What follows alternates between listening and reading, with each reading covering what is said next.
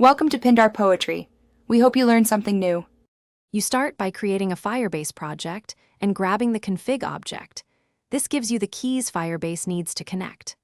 Once done, install the modular SDK with npm install Firebase at 9 and import initialize app from Firebase/app.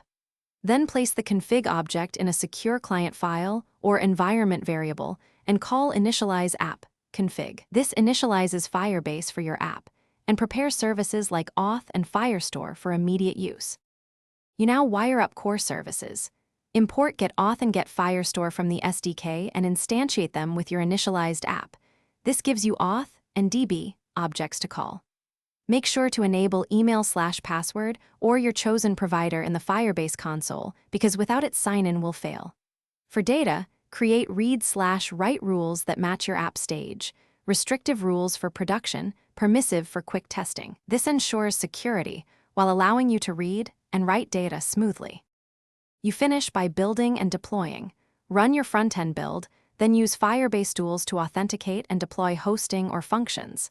Make sure to set environment variables for API keys on the host and to enable HTTPS redirects if needed. After deployment, test sign-in, profile creation, and database reads to confirm end-to-end behavior. If something breaks, check console errors first and confirm your config matches the console project. Mismatched project ID. Thanks for watching. Consider subscribing if we helped you.